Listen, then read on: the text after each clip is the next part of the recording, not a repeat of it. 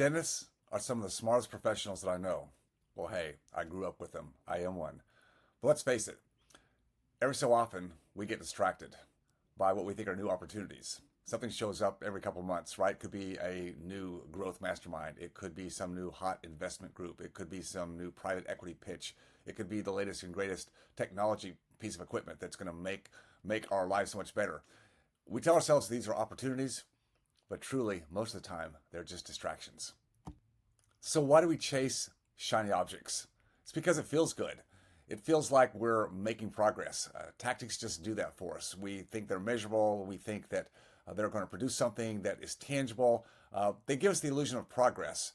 But really, tactics without a strategy and overriding a position or philosophy about what we're trying to achieve in life, practice, personal life, investments, whatever it may be, tactics without strategy really is like stepping on the gas without steering. You're going in a direction, but you don't know what direction you're going in. Tactics answer how, strategy answers why.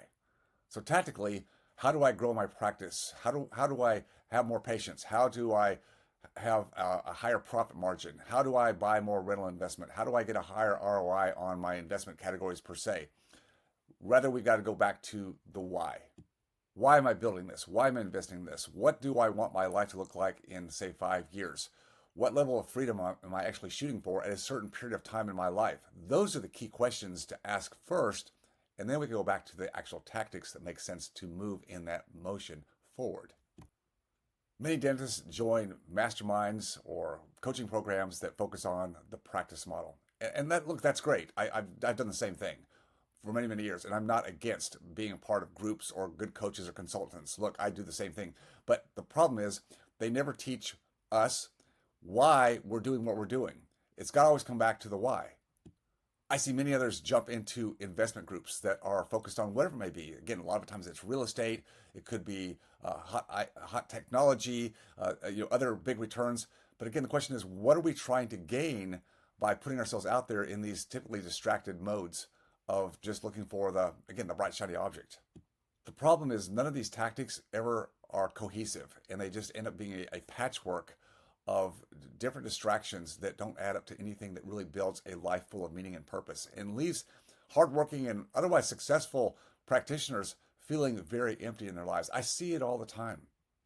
That's why inside of Freedom Founders, we always start with the why. We always start in our blueprint weekends with the why. What are we as couples, not just a singular person in the marriage, but what are we as couples trying to design? Getting on the same page is the first thing to start with.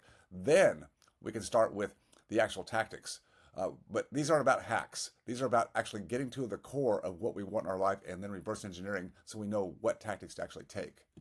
So the next time you are feeling pulled toward some bright, shiny new tactical opportunity, you think that it's an opportunity, ask yourself this question: does this or will this actually move me toward my bigger goal? Is this the fastest path to my freedom, or the freedom that you want, freedom of time or relationships or purpose? Will it move you there faster than something else? That's the question to start asking.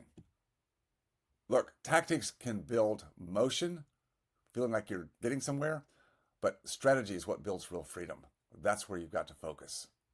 So don't confuse activity with progress. Slow down enough to aim, and then every move will start to matter again.